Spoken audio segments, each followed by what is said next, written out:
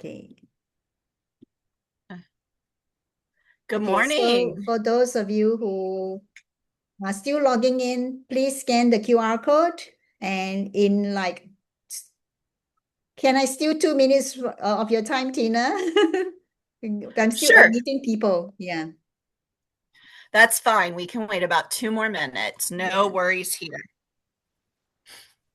And maybe for those of you who have already scanned the QR code, perhaps you'd like to share with us if you are working in the Montessori classroom, what age level you are doing, and what do you hope to achieve tonight to join the infant toddler webinar? Just type it in the chat. If you have a particular burning question you want to ask Tina, she is the go-to person. I would love I would love to hear questions. That's my favorite part. Especially the ones that stump me. Occasionally I get one of those and that causes me to research and learn more. So, Yay.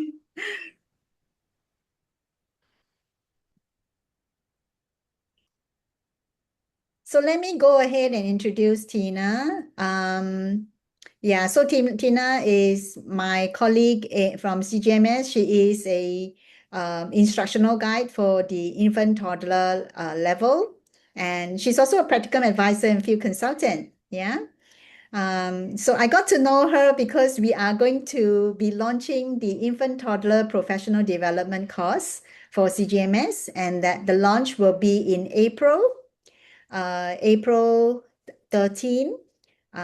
We are getting applications now. So those of you who are interested, we really welcome you to join us. So this is the professional development course, not the teacher certification program. Yeah. We're trying to build as much interest as possible. And eventually, when we have enough interest, Tina will be the instructional guide. So we are really looking forward to that. Yeah. So yes, Tina, I'm gonna hand it to you and I will stop share here so that you can share your screen. Okay. all right. All right, good evening, everyone. Good morning for me, as you've heard. So I will be sneaking some drinks of coffee here every once in a while. But I am Tina Laubach, and I have been what I call more officially in the world of Montessori since about 2009, 2010. But I was self-studying Montessori before that. So about 20 years I've been trying to immerse myself in what Maria Montessori had to say. And who would have thought that this person, that when she was 20 years old, thought she wanted to spend her days with high school students teaching math. It turns out that that is not even close to a passion for me, and that it is the littlest of the littles that bring my heart the most joy when I'm in the classroom with them or supporting other teachers. So I've been doing that for quite some time in many different roles and aspects. But my favorite part is being in the classroom with the little ones. I got to spend some time in a classroom yesterday, and it really supported these tenements or these ideas, that these commonalities that I came up with. So it was really great to kind of see these things and make a couple of suggestions to the guides, the teachers there, that hopefully are going to change things for them. And I look forward to following up with them in the near future with that. So that's enough here. Let's kind of get rolling. I want to tell you something real quick though before I start before I share my screen. So before I fully dive into this, I want to just share a little secret with you. I didn't really find these points in one textbook book. I found them by looking at the mirror at myself. During my years observing classrooms, I started to see see patterns that felt chaotic or lacked the sense of normalization that we all strive for. But more importantly, I remembered my own years in the classroom. On the days when my classroom felt like it was falling apart, it was always because I had forgotten these very tenets that I'm going to talk about. We often want to blame children, the parents, or even the administration go wrong in our classrooms. But Montessori taught us that our personality must recede so that the child can become who they want to be. Today isn't about fixing bad classrooms. It's about us, the adults, being open to the role we play in the peace of the environment. Unfortunately, when I give this talk, I'm not giving a magic wand to you. You won't instantly go back into your environments if you're in one and know all that is Montessori. I'm just going to touch a little bit on each of these aspects to hopefully open your eyes and let you spend some time looking in the mirror to see if any of these are a part of your environment. All right, let me share my screen now.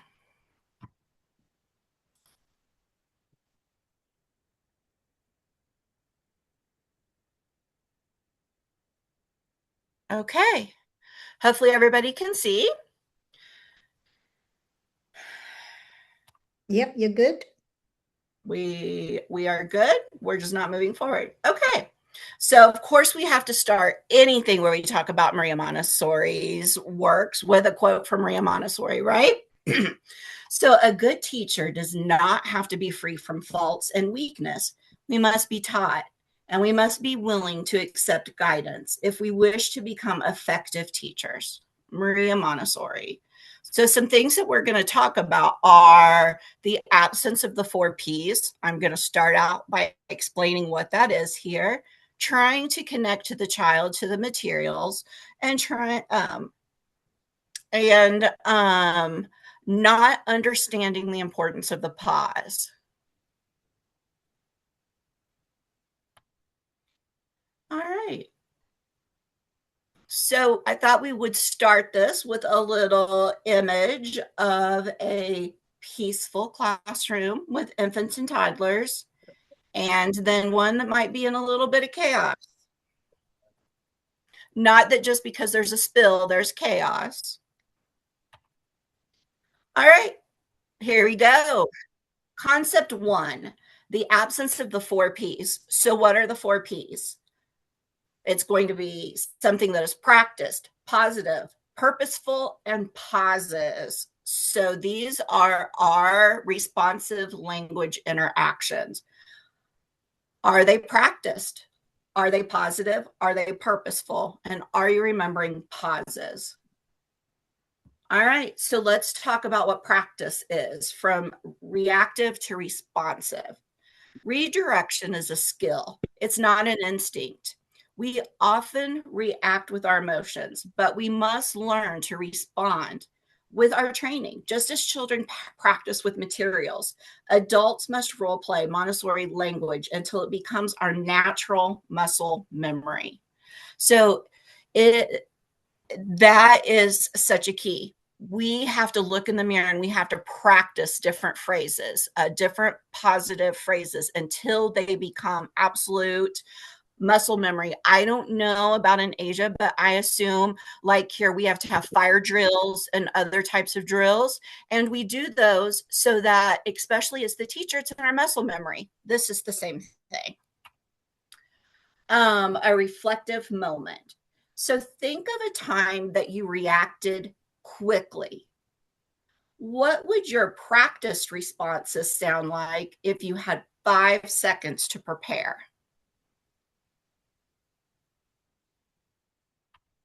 And would you like them to type it in the chat?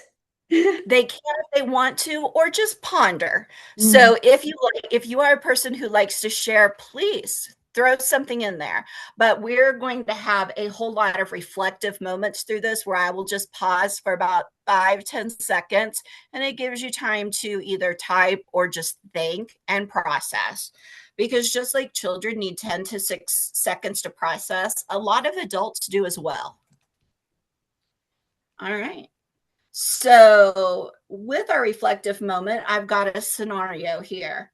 A toddler is pulling a heavy shelf work tray towards the edge of a table too quickly.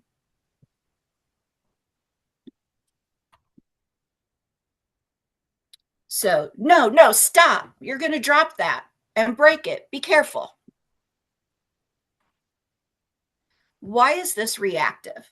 It focuses on the negative. No, stop. It uses too many words, a lack of economy. And it's usually delivered in an urgent, loud tone that startles the child. So let's look at a responsive statement. The practiced way. 2 hands, keep it on the table.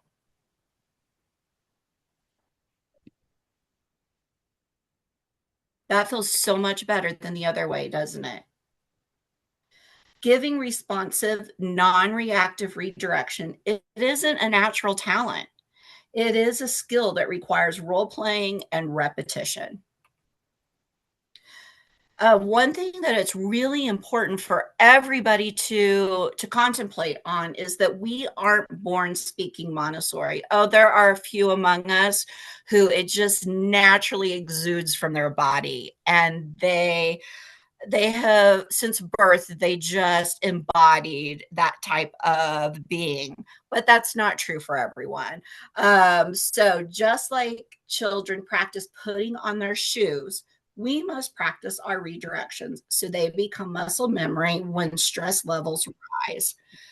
So that's the important part. In the nice, calm moments, it's easy to remember the correct responses. But in our moments of chaos, it's not always easy, and that elevates the chaos.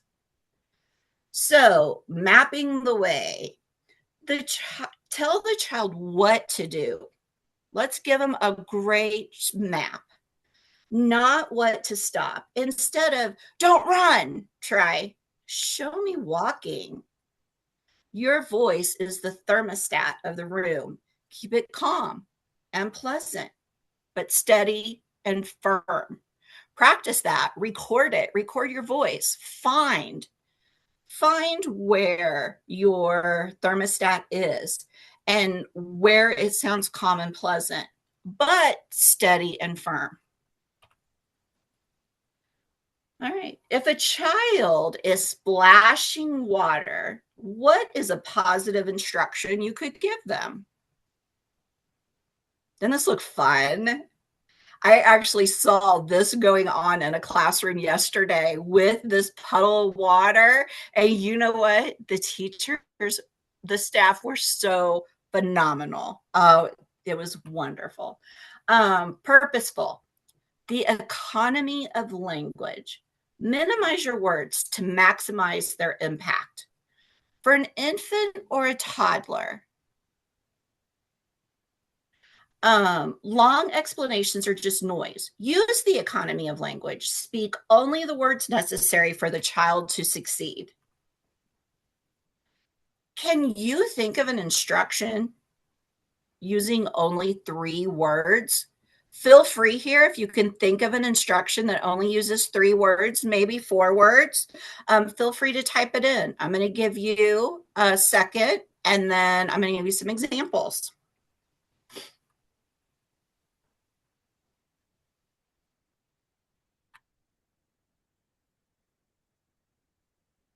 Water stays here.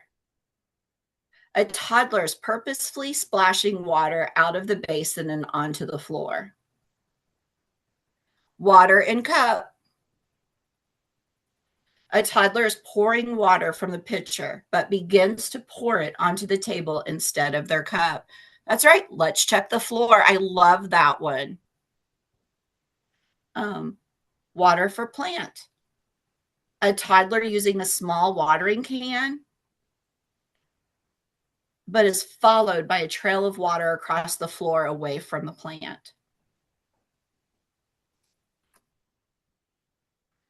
So feel free to add some more in here as we go along. Feet on floor.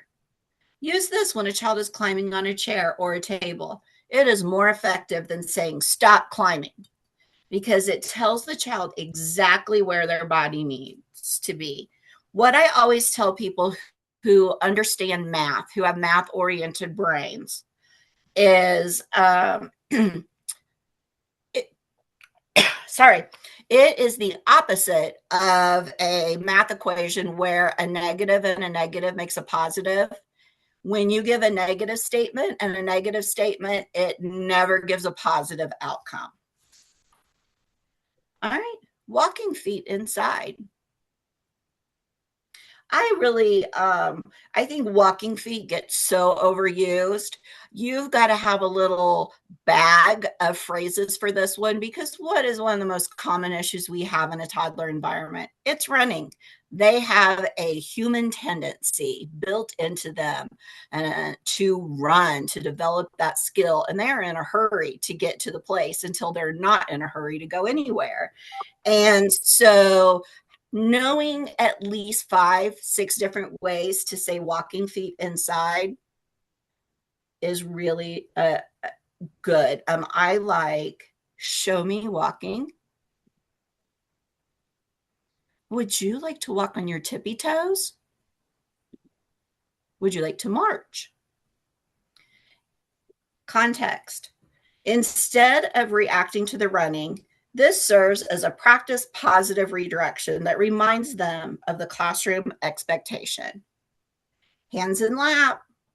This is a perfect for transition times when a child is struggling to keep their hands to themselves during a group activity.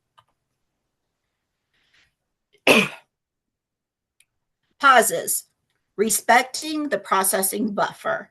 A child's brain needs a buffer. It takes 6 to 10 seconds for a toddler to hear you, understand you, and then move their body. Always insert a pause between your sentences to let them catch up. I have to be incredibly mindful of this because I am a talker and I am a fast talker. It is amazing how my whole demeanor can change the second I cross the threshold of a classroom to become the person who just naturally remembers the pause. So try counting to 8 in your head after you give an instruction. What happens to the child's face during those seconds?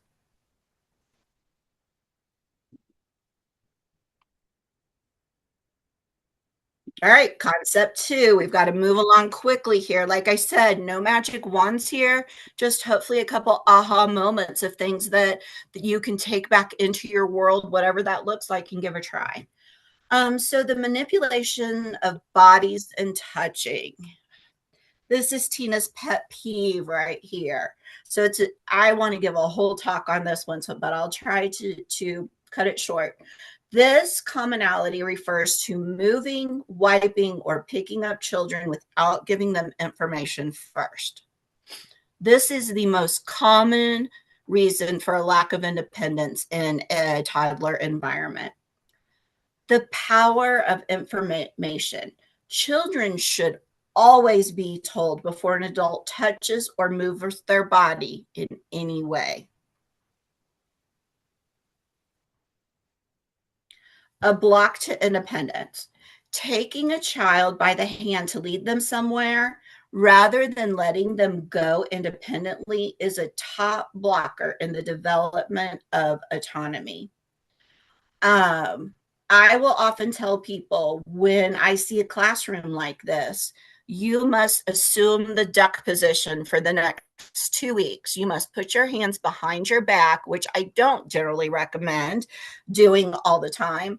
But for 2 weeks, you must either sit on your hands or put your hands behind your back to stop touching children, to stop moving their materials around, to stop touching the top of their head, to stop putting their hands on their back, to stop taking their hand to go to the restroom.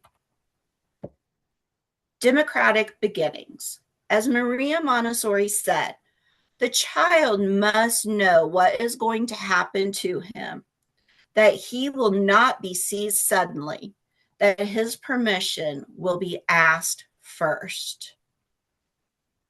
How do you often see this? Somebody walking up from behind a child, reaching over and wiping their nose without saying a word.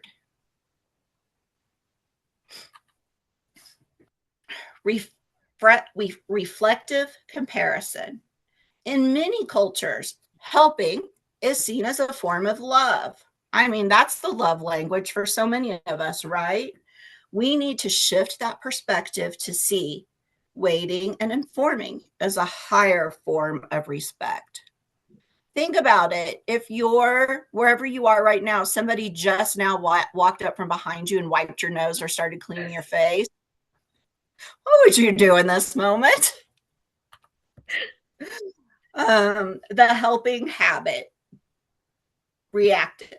Picking up a child from behind to move them to a diapering table. Grabbing a child's hand to pull them away from a shelf. Wiping a child's face suddenly with a cloth while they are playing. Now, all of these things, especially the grabbing a child's hand to pull them away from the shelf, I'm not meaning in a aggressive way. I'm meaning just simply taking their hand without telling them first. That is what depletes their absorption of a redirection language and a responsive language. It is what robs them of independence. Not saying that we don't need to occasionally take their hands and move them away from the shelf. We need to actually do that quite often, but we need to let them know first what will be occurring and give them a chance to do it on their own first. The Montessori respectful way, how to be responsive. Stand in front, making eye contact and saying, it's time to change your diaper. I'm going to lift you now. You do that not just to a toddler, but from a baby who has just been born. Placing a hand near them and saying, we are walking to the door now. You can walk beside me. Showing the cloth first and saying, you have food on your chin. I'm going to wipe it. Or you have food on your chin. Would you like to wipe it? Reflective moment. All right, here we go. How would you feel if a giant reached down and moved your body without saying a word? If we want children to respect others' boundaries, we must first respect theirs.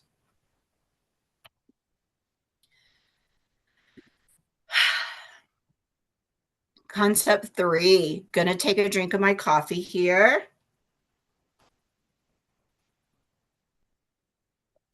All right, modeling, the absorbent mind, modeling.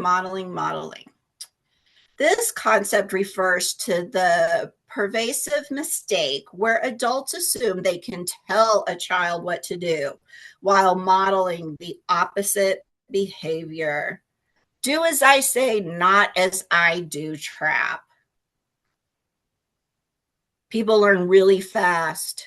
Do not sit on a table in a classroom. All right, in the first subplane of development, children possess an absorbent mind. They are like literal cameras and recorders, taking in every action of the adult, not just the instructions. You are the lesson. The adult is the most significant active material in the environment. Your movements form the child's first impression of how to exist. How you exist in that classroom forms how they understand they should exist in that classroom. If you slam doors, they should slam doors. Conflict means confusion. If an adult yells, we use our quiet voices inside. The child absorbs the yelling, not the quiet instruction. Your day is one long lesson. If you take nothing else from what I say today, please take this. have this just in your brain all the time. From the time that you turn on the classroom lights in the morning until the time that you turn them off in the evening, you are giving a lesson. You are giving the most absorbed lesson. You are the lesson.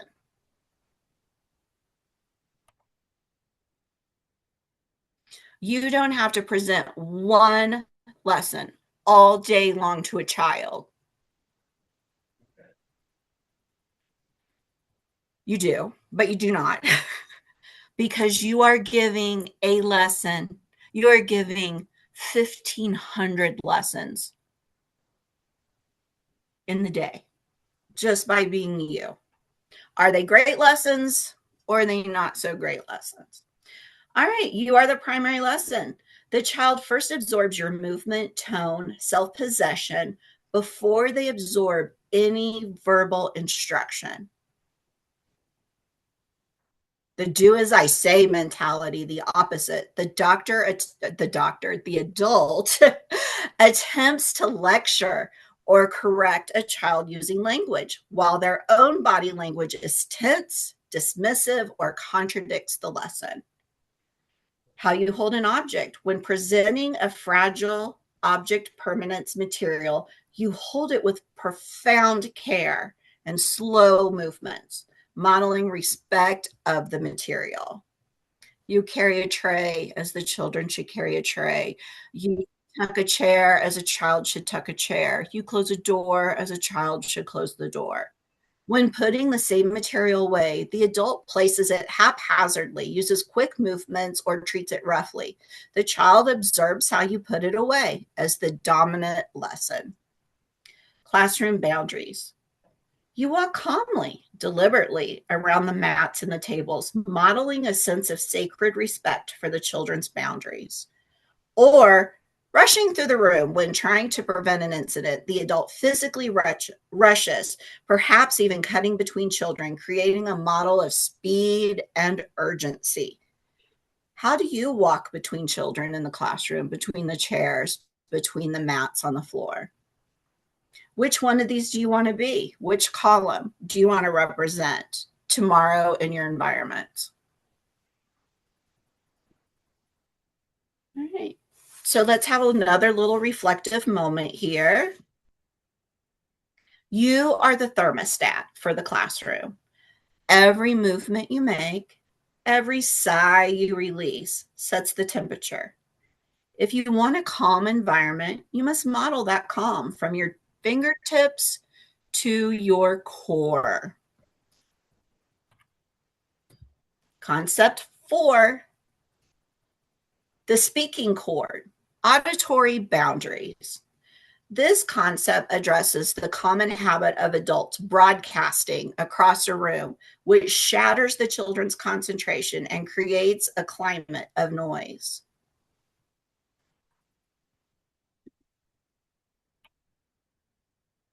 So what is the 2-foot rule? You only speak to those within your cord length, about 2 feet. If someone is 6 to 10 feet away, they are off the line. You may use hand signals to them. You may use eye contact with them, but you may not ask about Joseph's diaper and if it got changed from across the room, or instruct your co-teacher or your assistant teacher that they just that they have wet, the child, not the adult, hopefully has wet underwear. The middle voice. We avoid the extremes. Whispering can feel secretive or creates a hissing background noise. Full volume is intrusive.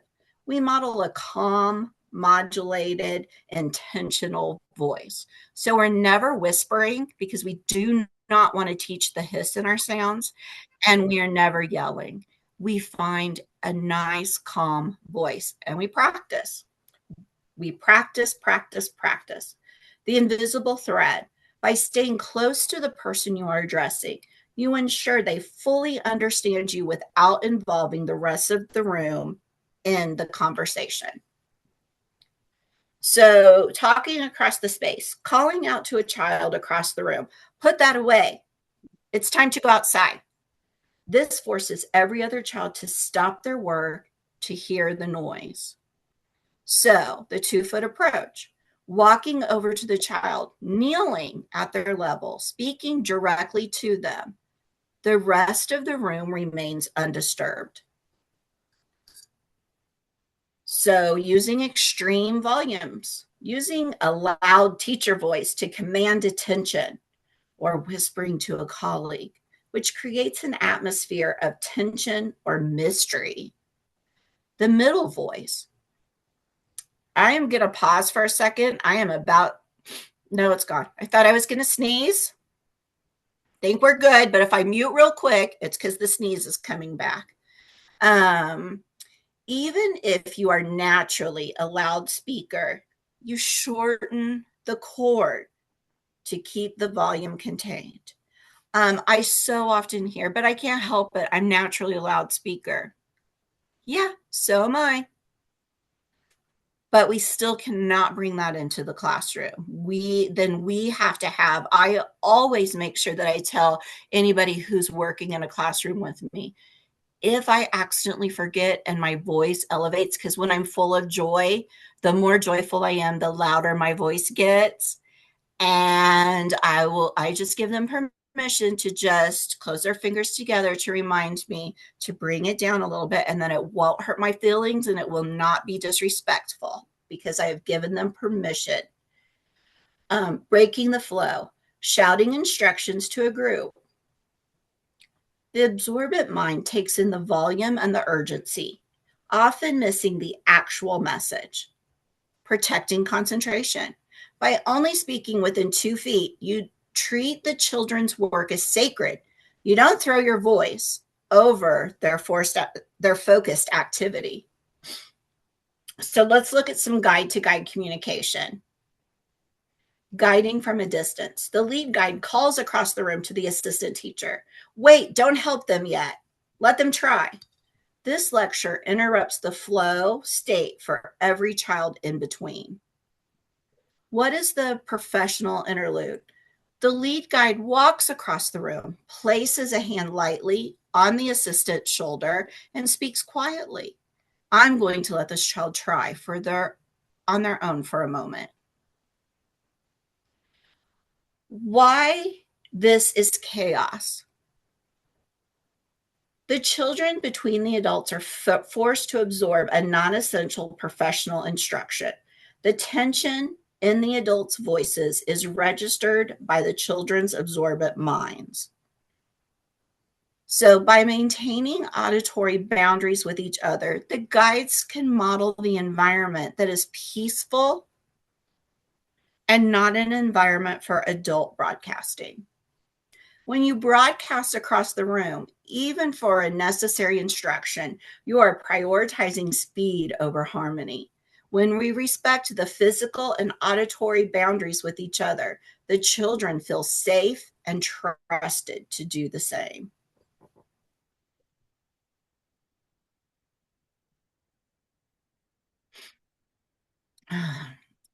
Concept 5, connecting the child to the materials.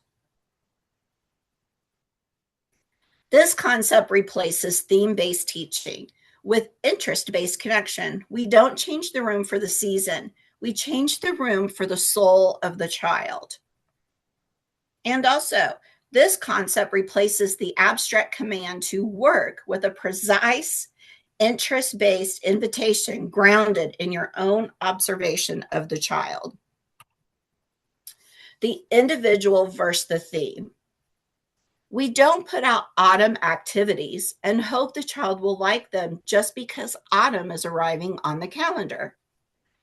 We observe that Toby is fascinated by dropping things, and we ensure the object permanent box or a coin box is ready for them. If then the discs that go into the coin box have autumn leaves on them, well, that can be acceptable. Comparison. The theme manager versus the developmental matchmaker, connecting the child to the materials. What is top-down planning? Putting out a transportation theme because it's October. If the children aren't interested, the teacher becomes frustrated trying to make them work. What is the bottom up connection? Observing a child's current development and interest, pushing around that excavator every day during outside time, and watching intently when the garbage truck arrives each Wednesday. So you add a book about construction vehicles, or maybe a puzzle with various community supporting vehicles on it. You might even make some language cards with various types of transportation vehicles. Abstract versus concrete. Connecting the child to the materials. Abstract redirection. Seeing a child wandering and say, Max, go find a work. This assumes the child already knows how to connect to the room. All right, go find a work. We never say that in our classrooms, ever, in an infant or a toddler room. We can give them two choices. Would you like to do the car puzzle? Would you like to, the table over there is dirty. Would you like to scrub the table?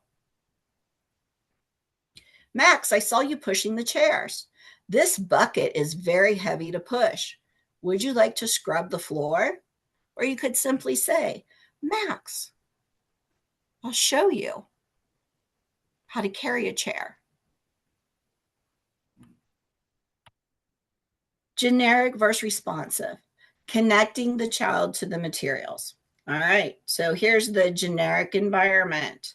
The shelves are full of themed items that look pretty but don't meet the children's specific sensory or motor needs. Every single item on your shelf, you should know who it's there for and why. Responsive environment. Using observation and conversation to ensure the materials on the shelf are a direct answer to the interest you've seen this week. If you are exhausted from managing the children, ask yourself, are you trying to force them into your theme, or are you connecting them to their needs? When the material matches the needs, the behavior disappears.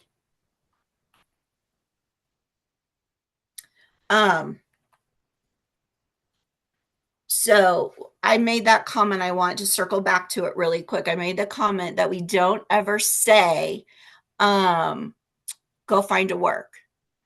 The other issue with that is that they are in a very concrete stage of development, and they need concrete. Abstract is work. That is abstract to them. That is a term that we use adult to adult, but not to the child.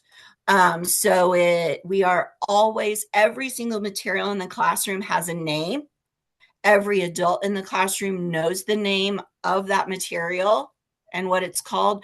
And that is what we use when we're connecting a child to a particular material. We are always using its name. It is not a work. All right. So maximum effort versus refinement. This concept shifts from fine motor traits to gross motor purpose. It acknowledges that while shelf work is beautiful, it often fails to meet the biological need for heavy labor. All right, so the transfer trap.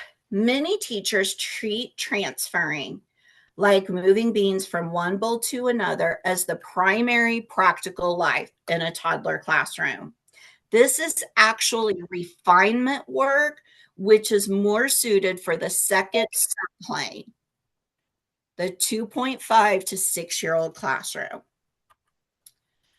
So what is true practical life isn't a simulation on a tray. It is the actual maintenance of the environment, scrubbing a table, carrying a heavy water can, moving a chair. So in a 3 to 6 classroom, you may have a sweeping activity on a tray that is for practicing. In a toddler environment, you want to make sure there are plenty of crumbs and paper scraps on the floor so that the child can sweep up those. They need the real. They will later be ready for the refinement. So here we have an example of, I think that my image producer, AI, was trying to do a transfer work here. They didn't quite get it right, but I needed to move on. Anyways, but doing a transfer type material compared to doing some purposeful heavy work. So comparison, the tray round classroom versus the maximum effort classroom. Focuses on simulation. Shelves are filled with plastic trays of spooning and pouring that have no real world result. The child gets bored and starts throwing the beans. So focus on reality. The child is giving a heavy bucket of water and a scrub brush. The work is to actually clean a dirty floor or table. The resistance of the brush provides the need for the sensory input. So in a toddler classroom, if we had beans, the child would be pouring the beans into a strainer, washing the beans, putting them in a bowl to soak. It's not until the 2 to 5, the primary classroom, the EC classroom, that the child is ready for the spooning back and forth and to get the intention of that the adult is seeking from this activity out of it. Focus, let's see, we did that. All right. So constantly telling a child to sit down and do your work when they want to carry a heavy chair or climb, this leads to behavior issues. This leads to big behavior issues. In a toddler classroom, you always want to see children moving around, inviting heavy work, observing the need for movement and saying, this basket of laundry is very heavy. Can you help me carry it to the table? So this can get confusing here. So I will explain in a second. Prioritizing the pincer grasp activities on the shelf while the child's large muscles are still seeking to be tested through heavy lifting. Prioritizing gross motor purpose, understanding that a child who can carry a heavy jug of water will naturally develop the coordination for shelf work later. All right, so is the child throwing the puzzle pieces because they are naughty, or their body is beginning for maximum effort? You can only, that should be give them a tray. You can't only give them a tray of beans. Give them a heavy task and watch for the focus to return. So then this is what I want to get to. How do we meet the child's need for refinement? How do we build those fine motor skills without using the without losing the real life purpose of the Montessori environment? We don't need a zipping tray. We don't need the transfer work. When the child can practice zipping their own coat, the fine motor challenge is built into caring for the shelf, buttoning, washing hands, and caring for the environment, squeezing a sponge, using a tiny salt shaker. I don't get me wrong. Open and close type activities, those are wonderful in a toddler environment, but they are not practical life. They are sensory motor in a toddler environment. The sensory motor shelf. We always reserve shelf space for specific developmental, I'm calling them puzzles. These are posting works, our coin boxes, our threading materials. By calling these sensory motor activities, we acknowledge they are for training the brain and the body to work together. The progression. We meet the child's maximum effort needs first to ground them, which then allows them the calm focus needed for refinement. So comparison, simulated work versus integrated life in the classroom. Trying to teach pouring as a standalone skill on a tray while the adult pours the water at snack time. A unified, the child pours their own water during snack. The fine motor refinement happens during a moment of real world necessity. Artificial trays. a tray with a zipper, or a frame with buttons. The child feels no need to finish because it doesn't result in a dressed body. First, practical life. Learning to manage a zipper on their own better. The need is real, and the satisfaction of independence is the reward. I know a lot of you 3 to 6 people there are cringing at what I have to say, but the 0 through 3 environment is so different from the 3 to 6. It almost seems backwards a lot of times. We are doing the real before the practice. Practical life, integrative fine motor, caring for self. Sensory motor, purposeful refinement, a basket or a tray work. So a lot of this is just rethinking your mindset. It doesn't mean that all transfer work is incorrect. It means that it is not practical life. It is sensory motor activities. Concept 7. Catherine, how are we doing on time here? You're good. Okay. All right. Let me know. We've got a few more concepts to go through here. Concept 7, shaming versus objective discipline. And I know this is a lot of concepts to take in back to back to back to back, but we can come back and do more webinars breaking these down into further 1 or 2 concepts at a time and really dive deep into them. All right. Concept number 7, shaming versus objective discipline.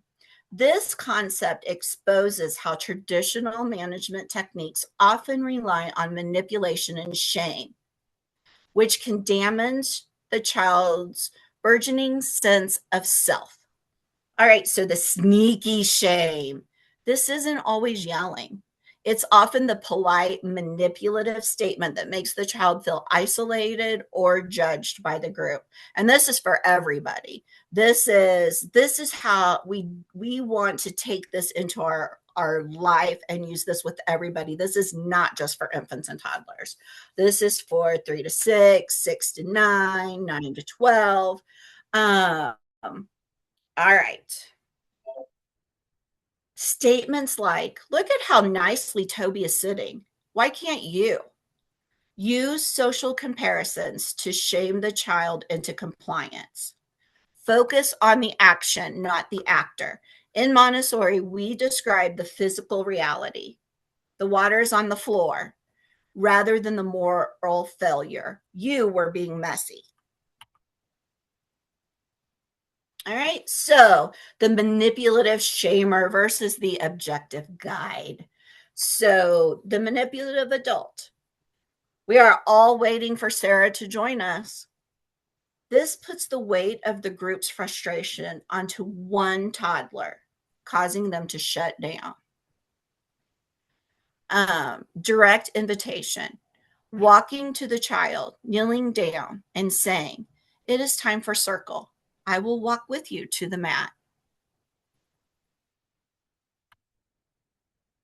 The manipulative adult. You're being a good listener today. Or, why are you being naughty? These labels tie the child's worth to compliance. Haven't we all said you've been a good listener? Did we ever think about that being manipulative? So you listened to the words and put the tray back on the shelf. That kept the floor safe.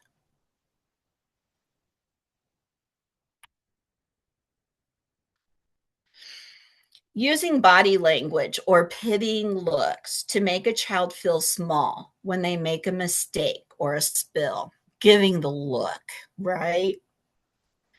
Most of us probably grew up getting the look. Neutral direction, redirection, seeing a spill and saying calmly, there's water on the floor, let's get a mop. The tone remains helpful and matter of fact. This happened, what are we going to do about it? All right, so the manipulative adult. I only like it when you use your quiet voice. You made me so sad. This suggests that the adult's care is the reward for behavior, right? Unconditional presence. I can see you are frustrated. I am here to help you find a safe place for your body. All right, we've got us another reflective moment here. That's going to give me an opportunity to take a drink of water. Reflective moment. Shame stops the behavior in the moment, but it also stops the child's desire to try again. Discipline should not be a lighthouse showing the way. Should be. Let me do this again. Discipline should be a lighthouse showing the way, not a judge's gravel. Think about that for a moment.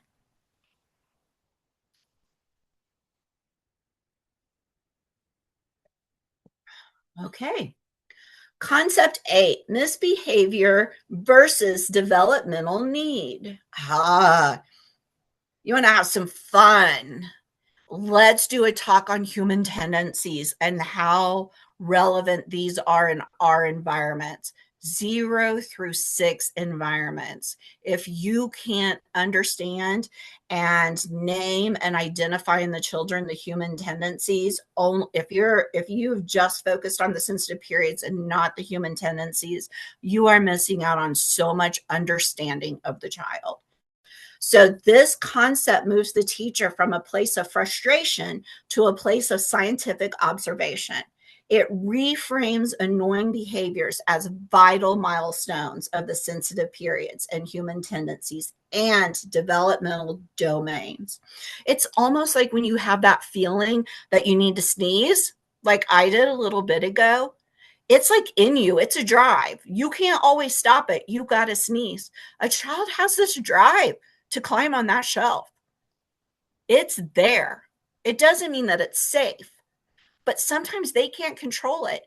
They don't know better. I mean, after the 15th time, yes, they know they're going to get in trouble for it, but it doesn't matter. They need to climb. And they are not doing it to drive you crazy or to make you have a bad day or get you in trouble. The why behind the what. The child is not being bad when they dump a basket. They are exploring spatial relationships or gravity. They are scientists. Your classroom is a lab for them. Tendencies are universal. Human beings have an innate need for order, orientation, and exploration. This was really Maria Montessori's son's big gift to what we know with Montessori. He really focused a lot on the 11 human tendencies. When the classroom doesn't provide this, the child's energy becomes deviated into chaos. All right, the sensitive period filter. If a child is in a sensitive period for small objects, they will pick up every tiny speck on the floor. If the teacher doesn't know this, they might see this as not following directions during a group time. They can't help it. That need to pick up those little pieces far outweighs anything that the teacher is saying at the time. So chaos versus calm, trying to stop the child, pulling them off the shelf. Compared to connection through understanding that this child has a drive to climb on the shelf, that this child has a drive to dump the basket. The reactive judge versus the developmental scientist.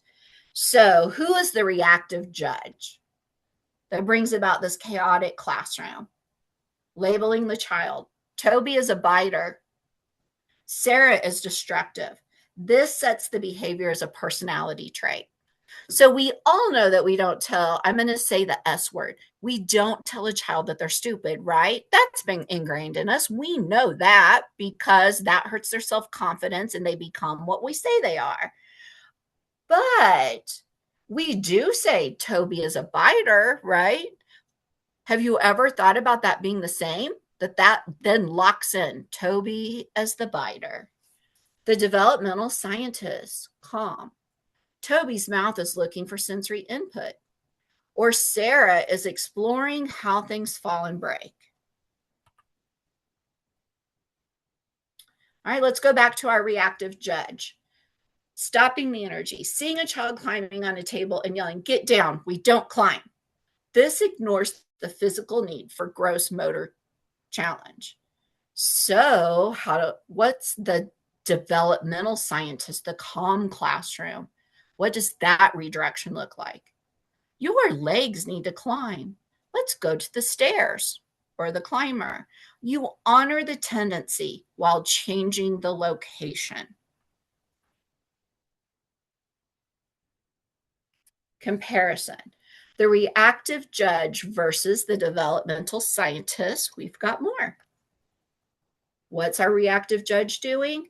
Feeling like the child is testing you or ignoring you on purpose. The developmental scientists,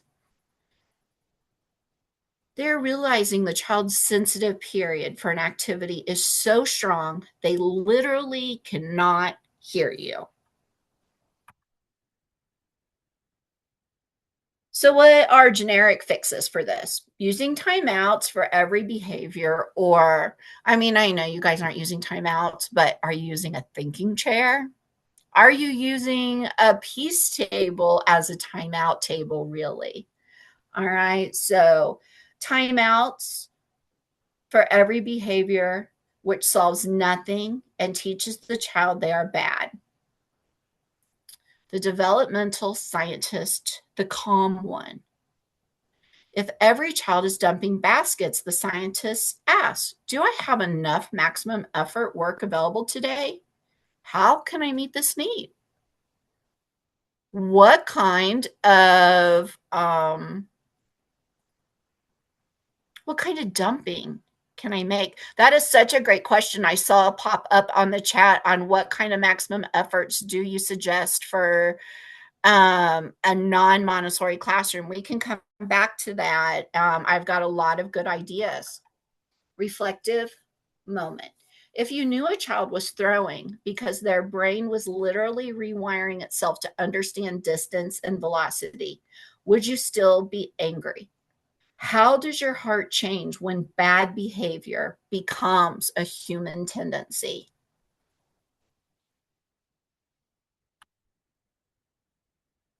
All right, concept 9.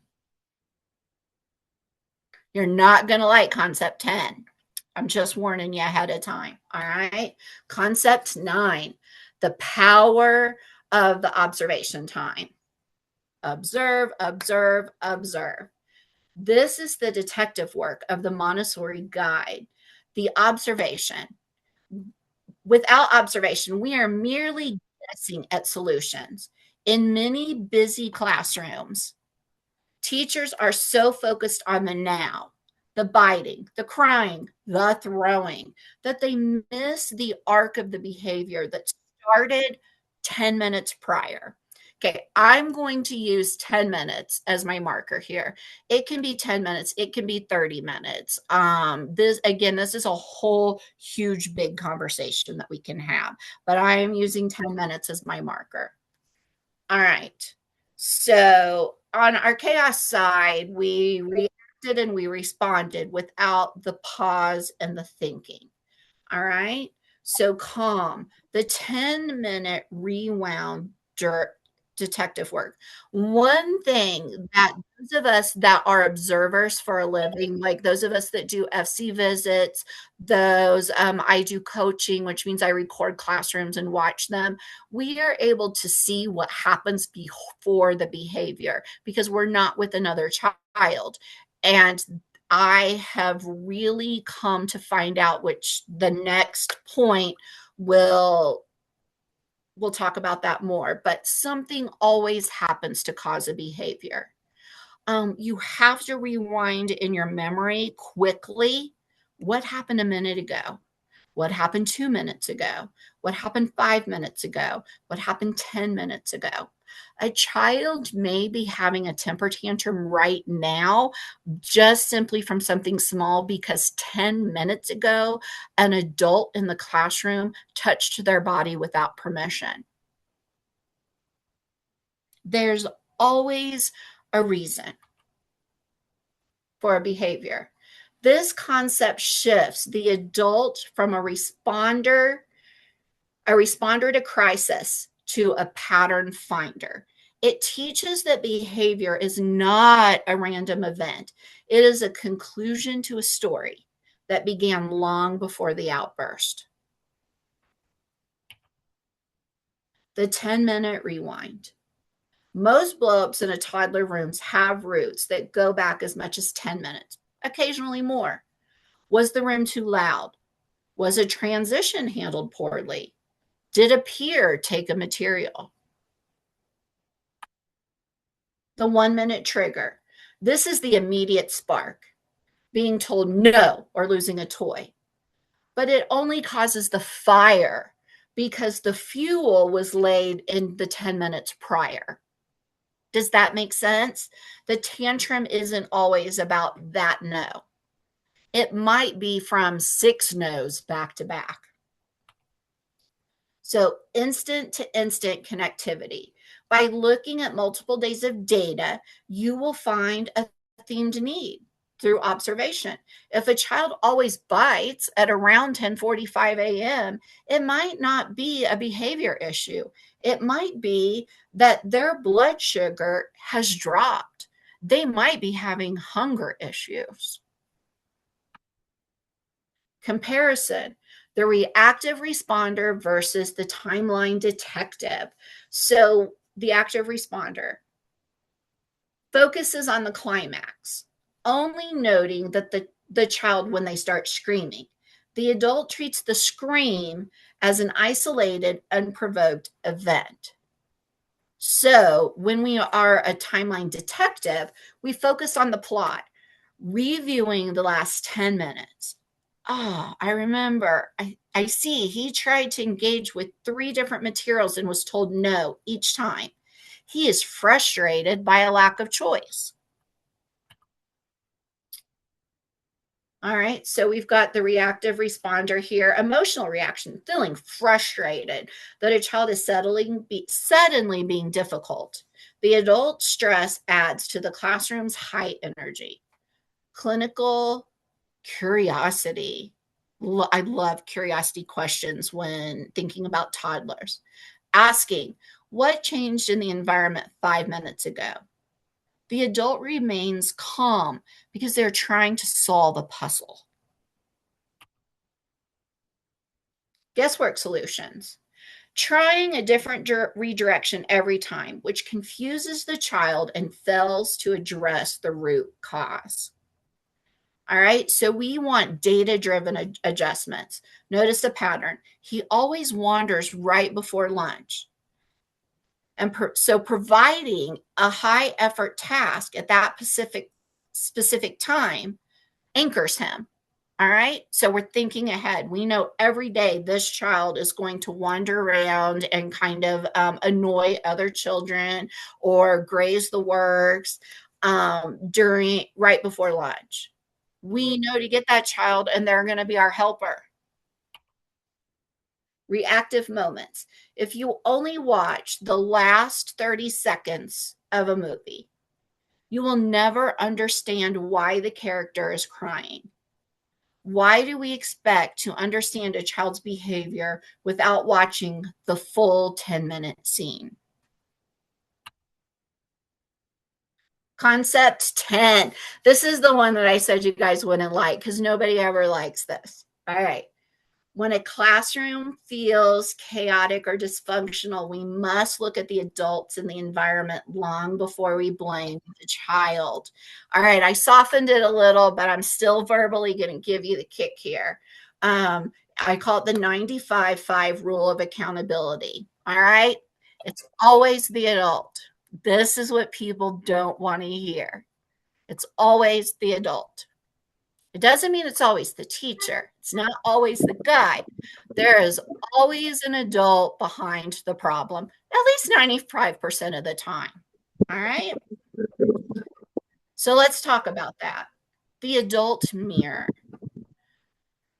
The classroom is a mirror of the adult's preparation. If the children are running wild, the adults are likely failing one of the first 9 concepts, such as broadcasting voices, moving too fast, failing to observe. The environment as adult's choice. A poorly designed environment is still an adult's decision, whether it's a high shelf that requires permission or a lack of maximum effort. An adult made that choice. External constraints. Sometimes the chaos is caused by administration, by owners, by licensing regulations, student-teacher ratios, or mandated schedules. Even then, it is an adult constraint, not a problem child. Right? No free pass. This is not a pass to blame the parents or the home life. We cannot control the homes of these children. We can only control the 24 inches around our own bodies and the 4 walls of our classrooms. Comparison. The blaming adult versus the accountable guide. What does a blaming adult look like? Pointing outward. This class is just difficult this year. Or it's because of how their parents raised them. This mindset leads to helplessness. And in this day and age, I hear this so often. So what is the accountable guide? Pointing inward. The room is loud. Am I broadcasting across the classroom? Have I checked the speaking cord lately? All right, who's our blaming adult here? Labeling the child, treating a child as a disruptor who is ruining the flow of the room. The accountable guide, auditing the environment. Is this child bored because I haven't updated the sensory motor shelf to meet their new interest?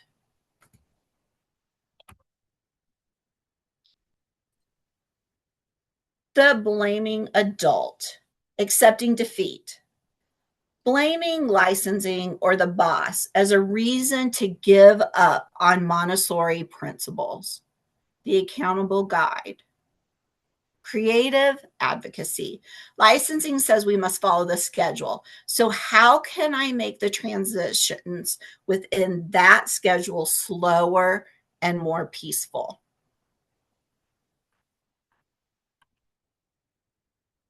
The blaming adult versus the accountable guide. All right, so we've got another one here. Trying to force the children to behave through rewards and shaming. What does the accountable guide look like? Focuses on the 1 through 9 check that we just went through. Going back to basics. Am I modeling the behavior I want to see? Am I observing the 10-minute timeline? Am I practicing the pause? So let's have a reflective moment. When you point a finger at a difficult child, remember that 3 fingers are pointing back at you. If you change the adult, you can change the room. The child will follow. What is one thing that you can change today? Maybe tomorrow, because it's late for all of you there. But what is one thing you can change tomorrow?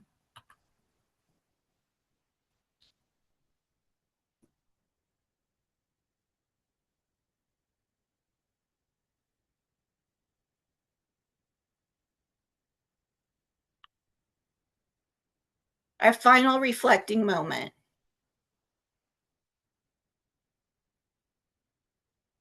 The true prepared environment is not the beautiful wood shelves, or the carefully placed materials. The true prepared environment is your own calm presence, your thoughtful movement, and your silent, steady observation. In the Montessori 0 through 3 classroom, you are the most influential piece of material in the room. If you lead with calm, the children will follow with focus. All right. I'm going to stop the screen share. And we can see you. Okay, now you're I back. am sorry. Something That's has okay. happened with my keyboard, and if it just gets nudged a little bit, it takes my camera off. Sorry about that. No worries. I think we have a lot of questions, so I'm going to leave that time to post the questions. So Christina Joy asked, she said she's a mother of a 2-year, 10-month-old daughter. She wondered what's Montessori way to deal with a toddler who starts to argue a lot, having excuses for before shower and going to bed. And she thinks that the child is starting to understand she's able to lie about something to avoid consequences. Okay. So maybe you want to answer the question. Absolutely, Christina. I mean, yeah, children will do that. For me, it's just it's not looking about at all of that. It is stating calmly what's going to happen. So for a 2-year-old, it's routine.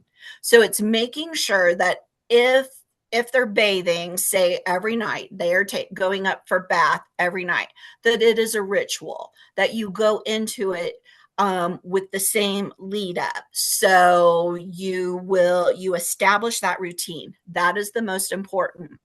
And you're restating the action. So it's time for bath.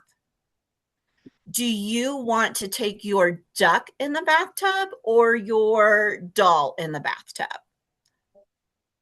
And meeting them a step ahead with choices like that. No, I don't want to take a bath. Well, it's bath time. Would you like to get your duck or should I get your duck? Or maybe it's choosing a towel, whatever it is. Do you want to take your clothes off in your bedroom or in the bathroom? You're coming up with choices that are the same every night. And then you're not swaying from that. You're just repeating the same thing. If they start to lie, if they start to say anything, you're going to listen to them. And then you're going to say, I hear that it's bath time. Would you like your duck? Would you? Okay, I hear you. You're upset. You're frustrated. Would you like me to carry you to the bathtub, or do you want to hold my hand? And you're just staying very focused. You're not going off track. You're staying very focused and staying very to the point. Yeah. Christina, I hope that answers your question. Yeah. She also has another question about punishments.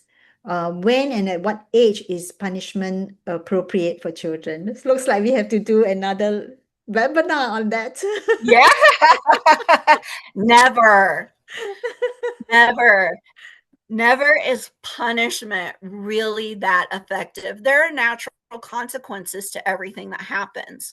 So if we're really just looking at the 0 through 3 for right now, it's hard to take in everything at one time. They don't ever need a punishment. There's water on the floor. Are you going to mop it or dry it? I see you're not ready for this right now. We will put it away. So those aren't punishments. It's thinking ahead. It's having a prepared space, be it at home. To give an example, you don't punish a child for using a Sharpie on the wall. A child doesn't have the type of self-control to not Sharpie on the wall. It's your responsibility to not have the Sharpie pen within the child's space. All right. So it's more that the adult, is being punished and not the child, in a way. So never do we find that punishments work?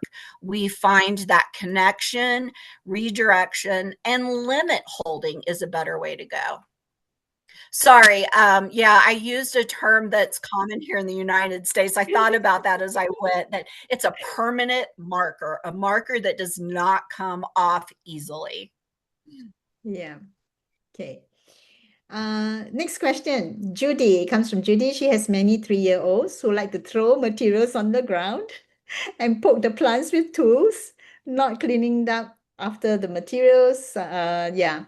So it's causing a lot of disruption in the classroom and a lot of stress for the teachers as well. So any suggestions? Yeah, put in place 1 through 9. Honestly, that's the answer. Take a look at what's causing this. What do they have that they can throw? All right. What is overstimulating? My guess is that the classroom is overstimulating or they're bored. So figuring out what else do they need and why are they doing this? When these things happen, you calmly clean. You try to engage that child in cleaning up. You don't act like it's a big deal. You don't act like you're frustrated. You don't want to give them anything from you other than just calm but firm. And you're picking them up, and maybe you're trying to engage other children in the classroom and helping restoring the environment. And then while you're doing this, you're trying to connect. You are the material to what is going on. So if they're throwing, why are they throwing it? Is it because they need more challenging work materials on the shelf, or do they need less challenging? What have they eaten? Have you fed them all carbohydrates and no protein? You've got to become that observer and take a look. What is this behavior saying? It doesn't mean to take those items away. That is not the solution. It's figuring out what the behavior is saying. That's the short version there. Yeah, yeah. And sometimes we can invent songs like clean up, everybody clean up, clean up. The children sings the song, they get distracted, and they will join in the fun. Yeah, absolutely. Children that like to throw, I recommend having lots of puff balls in the classroom. Have baskets with puff balls. Make some materials that allow for this behavior, and then you redirect them. Oh, you may throw the puff balls. I need you to be safe. I use the word safe. So instead of saying don't do something, I need to keep everyone safe. You may throw puff balls.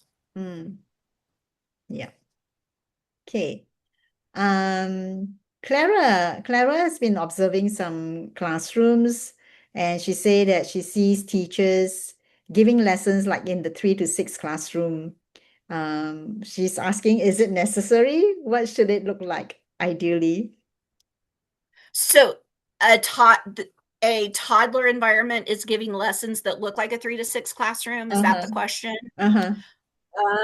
Okay. There should be no 3 to 6 materials in a toddler classroom. Those belong in a 3 to 6. And what I tell teachers who are doing this is, you don't want to rob the child the excitement of having a real presentation from a 3 to 6 instructor or teacher from this child.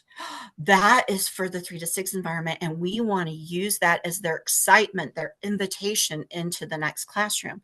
So what can you do with this child that would simulate? So if we're talking about maybe giving a lesson with a peak tower, I'm going to say, how about if you use some nesting boxes, and you use those to show stacking on top and putting away? That way they're free to then knock them over. And again, it's a whole nother talk on making sure that 0 through 3 teachers understand the difference between the absorbent, the unconscious absorbent mind, and the conscious absorbent mind, and what they need. And then also, when as an observer, kind of offering them ideas on how they could do it a little bit different. But do we present lessons to toddlers? Absolutely. We do give them lessons. They do not need a lesson to use a material. All right. So they can explore that material, they can use it, they can manipulate it without having a lesson. But I observe what they're doing with it. And then I come in and give a more formal lesson. That formal lesson, though, may last 5 seconds because they may not be interested, or it may last for a whole minute. And I'm breaking it down. I don't think about per se my lesson write up that I might have and all the different steps that it needs to go through. I break it down to what that child can handle and do the very smallest lesson, and a lot of times with a complete elimination of language. Mm. So I know that doesn't fully answer everything that you asked in that very big question, but again, that's a whole nother webinar that we come in and really, really break it down. But it really, the foundation of that starts with having an adult who's open to a different idea. Mm, yes, yes. And this is the reason why we are bringing infant toddler professional development course, I'm so excited Tina is going to be leading that class. Yeah. So I think some of you who are interested in the infant toddler environment should really consider the short course. We're doing a 10-week program. Let me dive into the last two questions. Indin is saying that in her class, in the toddler environment, she has 3 teachers to 10 students. Okay. They have one tone keeper to watch around the class, but she's finding it very challenging to be the tone keeper because they have to help the child. Something else happens at another corner. So can you offer her some tips of how to be the tone keeper?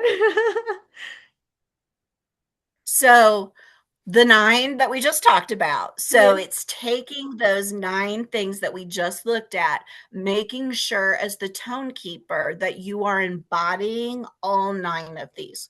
It's also understanding that you don't have to react or respond to every situation in the classroom.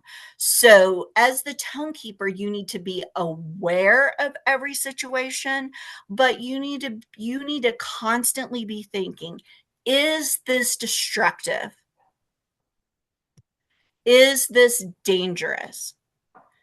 Is this really distracting anyone?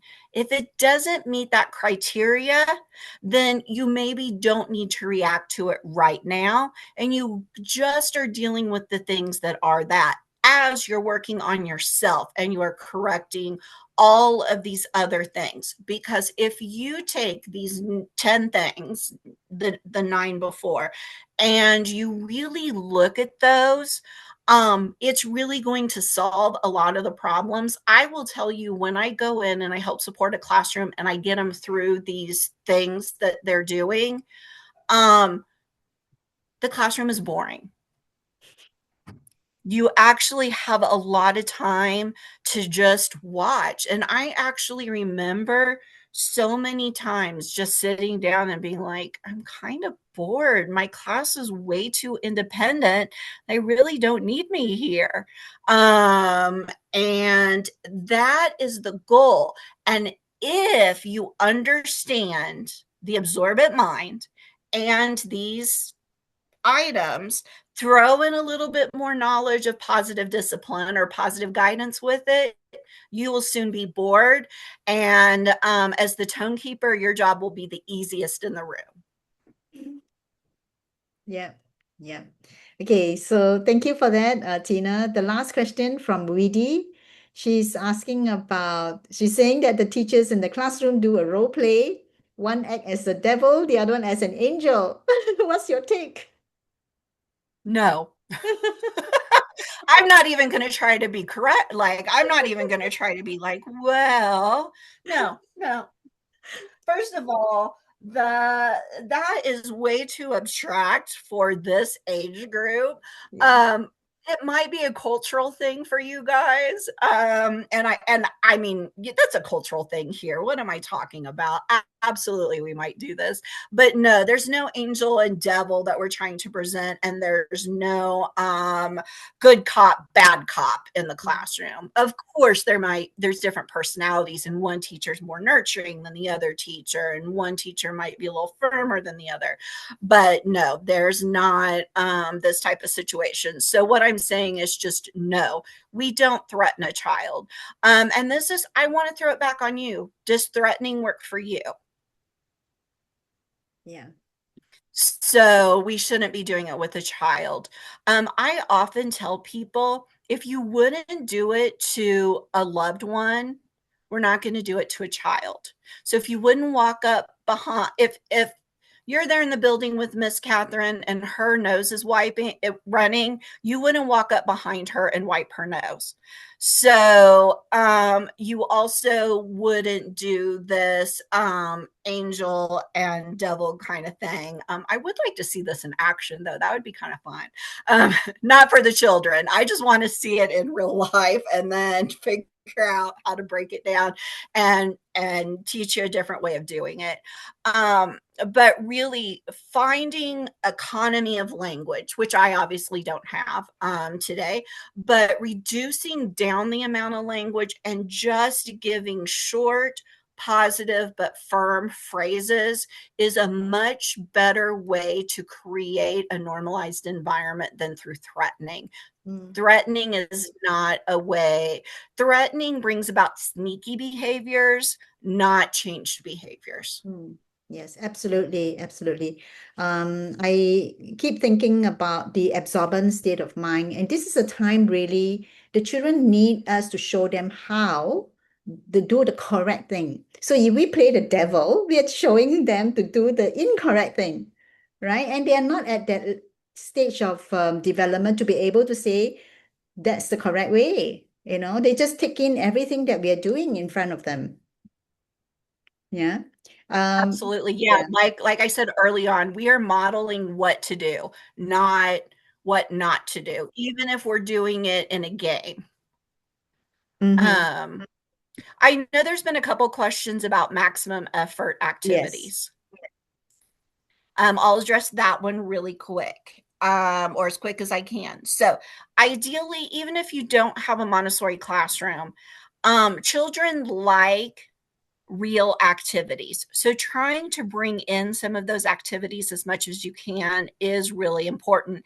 Even non-Montessori environments get things on the floor. Is there a way for the children to scrub the floor or wipe the floor with cloths? Can they clean a table? What can that look like? That is maximum effort. You can make big jugs of water or sand or different items that they can carry around. Do you have a wagon in your classroom that they can load with bags of potatoes or other items to push around?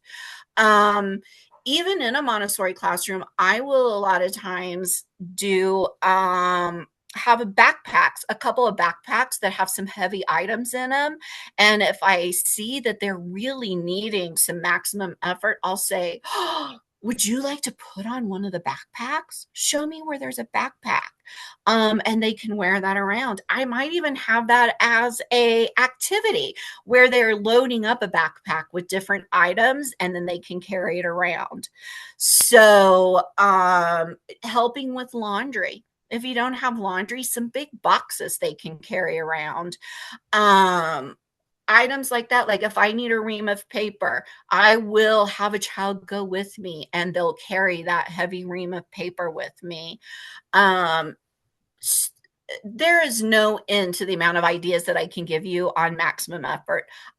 My favorite maximum efforts, though, are filling up a pitcher of water and carrying it to fill up a tub for dishwashing, or using it to fill up the tub for cloth washing, or where people during the day have emptied their water kind of work materials into a bucket and then that child has to take it somewhere and dump it.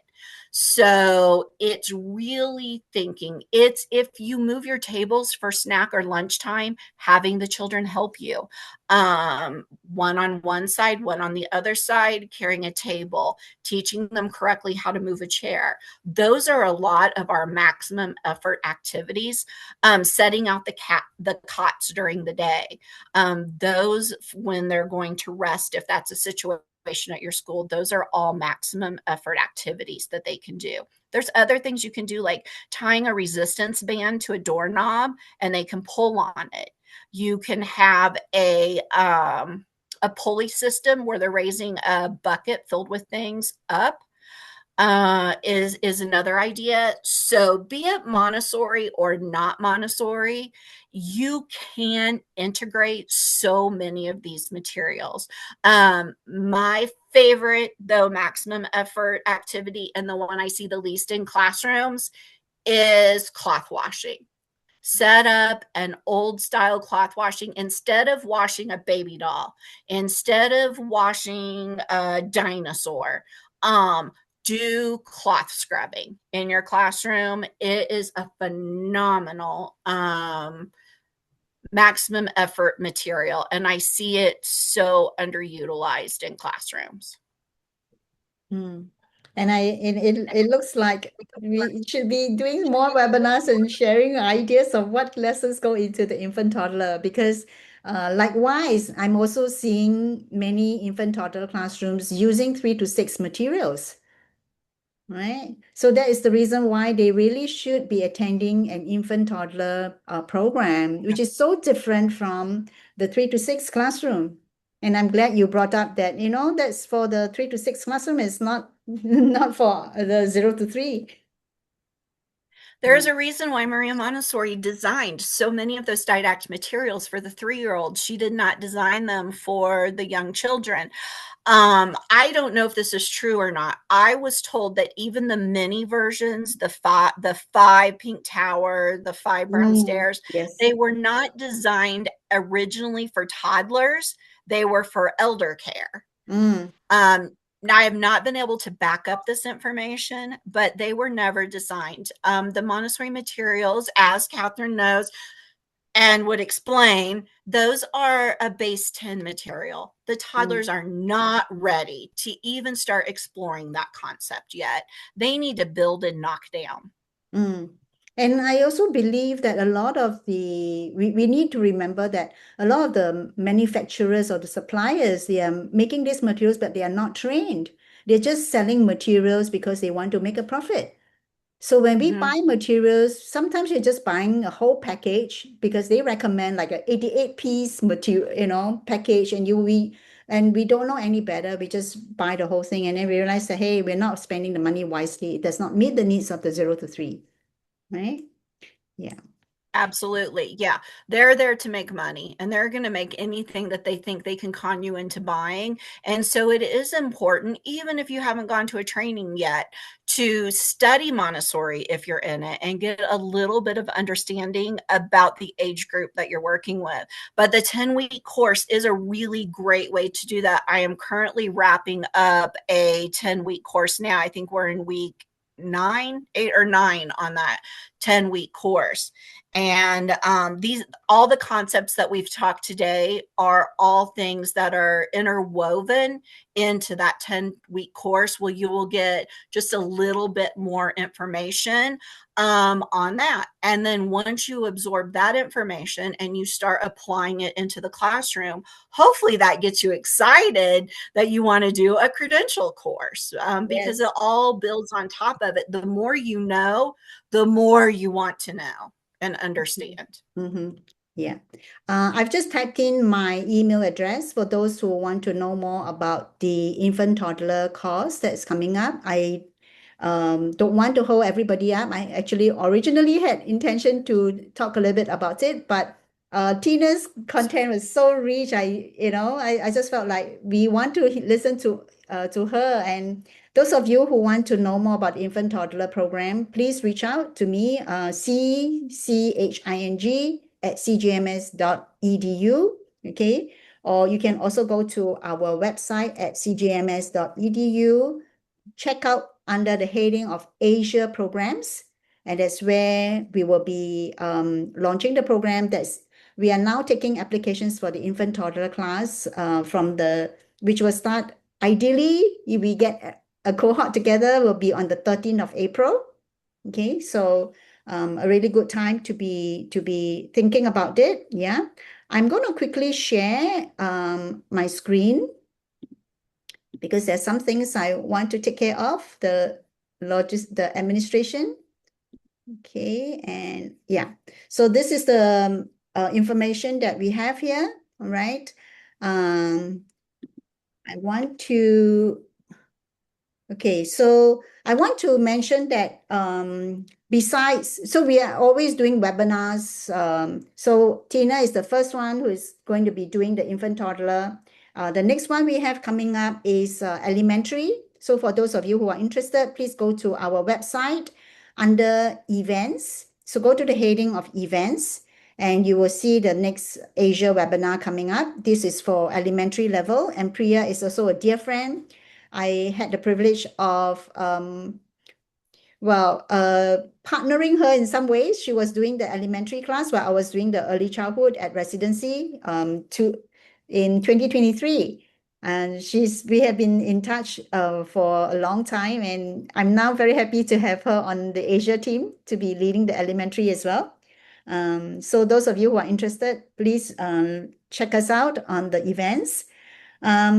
Please do a reflection, scan the QR code on top here on the black one, this one, so that you get your professional development certificate for attending the webinar tonight.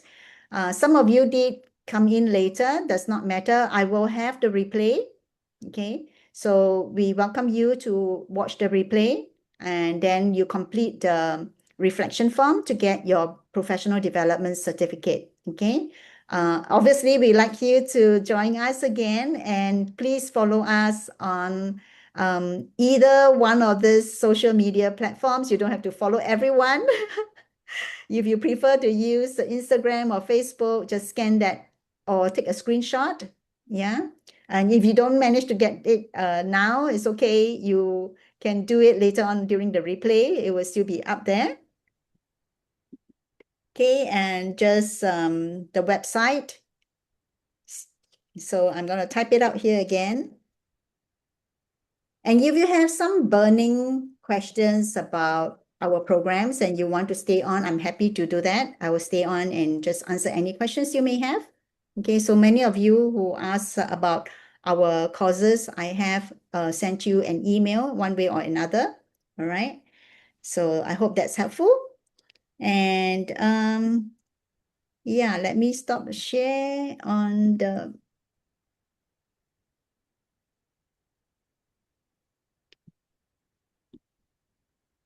Okay, yeah. So I'm not going to admit last minute people coming in now because we have ended the session. Yeah. So I think because of the time difference, people do get confused and yeah. So, but tonight I have learned so much, and I'm sure many of you have, right? If you want to add an applause for Tina, please do so. Use your emoji, clap your hands, show your thumbs up, send a message on chat. Yeah, thank you so much, Tina, for being with us today. Tonight at our Asia time is your very early morning. Are you going to jump back into bed? I am not. I actually am loading up the car and we're driving up a couple of hours into the mountains. I live in Denver, Colorado, or just outside of Denver, Colorado. We are driving up to the mountains for a ski trip. So this worked out perfect. So I could be up early so that my son can hopefully be on the slopes in a couple of hours. Wow, that's fun. That's fun. You're getting a lot of snow this year, aren't you? Actually, we've had a couple of snows, but we are way under. We actually are looking at having quite a drought this year. Oh. And even though we're heading up to go skiing, it's actually going to be 80 degrees around here today. And only and not that cold up there where we'll be in Leadville. It'll be 50 degrees today. So we're coming to the end. And I am worried because I'm a huge kayaker. I don't know what the water levels are going to be this year. But I am so glad that everybody joined me and we were all together as a group to learn. Thank you so much for listening to what I have to say. And I hope that I said one thing that sparks in you and you can start making that one small change, because one small change can make a huge difference in your classroom. Absolutely, absolutely. I have so many notes on my table, scribbling away as you were talking, and it brings back to memory all the things that I was learning. I didn't complete my infant toddler, and I'm really regretting it as you went through the material. I say, I should have completed that program. So Yeah, it but looks like Catherine's going to be joining us on the 10-week program, right? Who's in? Who's in? Yeah. Okay, right. Thank you so much, everyone, for joining us. I hope you had the chance to scan the QR code to get your PD certificate. And once again, thank you so much, Tina, for sharing with us your years of experience. I enjoyed it so much. Good night, everyone. Thank you so much for joining us.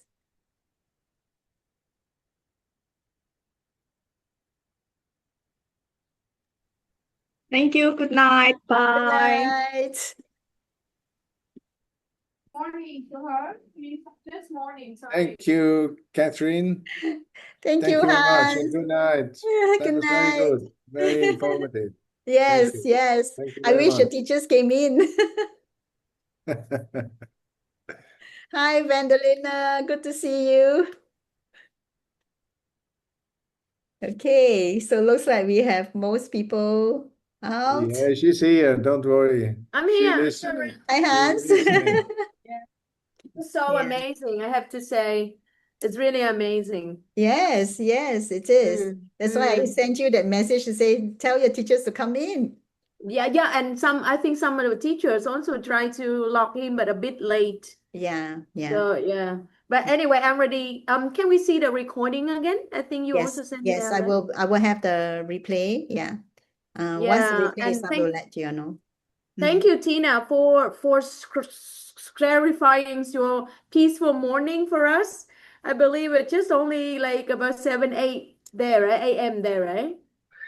And it's yeah, I think I have no idea what time it is here. I don't have a clock by me.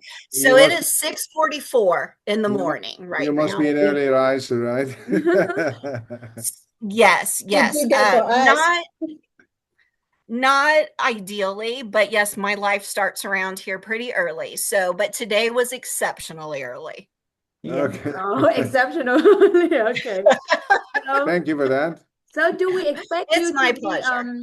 do we expect you to be a cohort teacher for the PD training? Yes, she will be Yes, the yes, instructional guide. Yeah, so yes. how can you manage that kind of early morning? Because it's gonna happen again and again, I think. We will It work it will. out. Yeah, I mean, Montessori needs to be shared at all hours of the day. And if it means that I can help support classrooms anywhere, I had told Catherine, I'll get up at 2 o'clock.